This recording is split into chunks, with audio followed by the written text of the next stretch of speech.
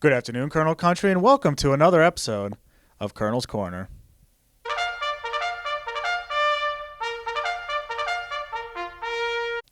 On today's episode, we'll be previewing the Wilkes University men's and women's tennis 2020 spring season.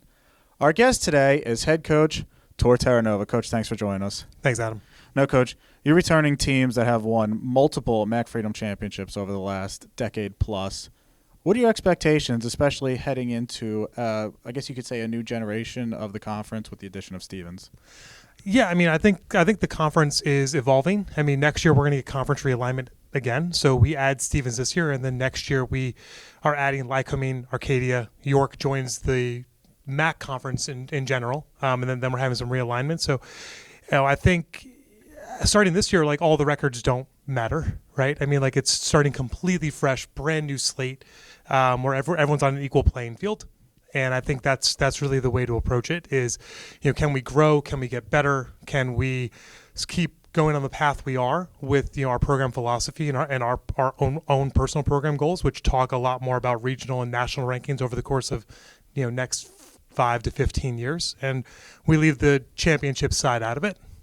Now, in the last year, you graduated 2 players that won multiple Player of the Year, first team all-conference in Jordan Vassar-Covey on the women's side, Courtney Murphy on the men's side. But you still return multiple players from sophomore to senior that have known almost nothing but success and have the ability to carry the program to where we need to go. Can you talk to us a little bit about the players that you have coming back this year?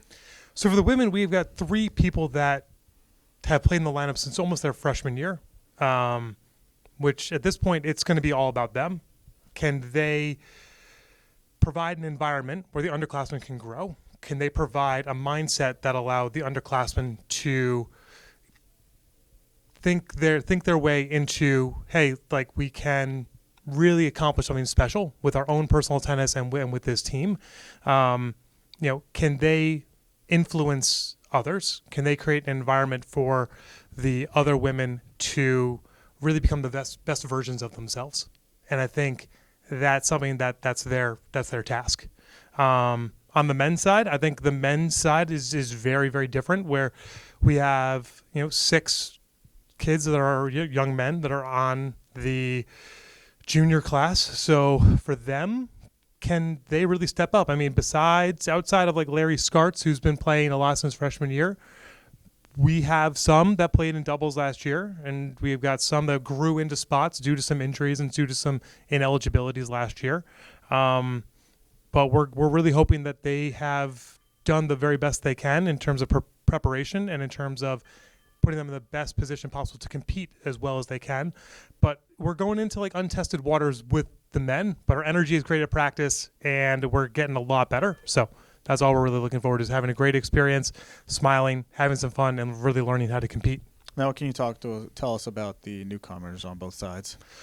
So there really are no newcomers on either side. We've got Jolan Nordy for the men, and Jolan's going to get a lot better over 4 years. We're really excited that he is choosing to be a part of the men's program, and he has probably one of the highest ceilings on the team and most potential, and he's got to grow into it a little bit.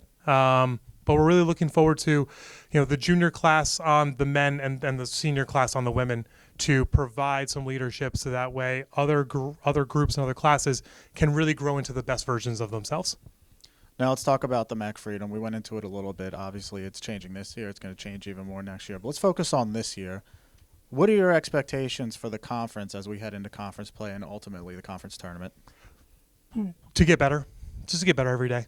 If we can put a group of young men and women out there that are on a united front, that are working towards a collective goal to get better and to get closer, then I think we're going to achieve a lot of our goals. Now let's talk about the schedule as a whole. What kind of insight can you give us to both the non-conference? For this, let's just talk about the non-conference schedule.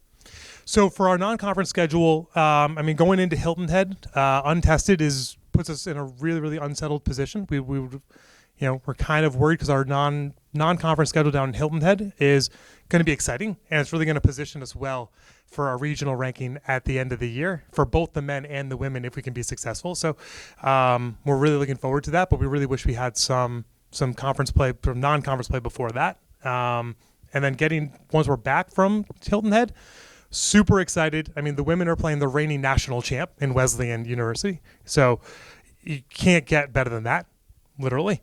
And for the men, we've got 4 nationally ranked programs on the schedule, as well as we're going to be returning to Villanova to play the Wildcats again.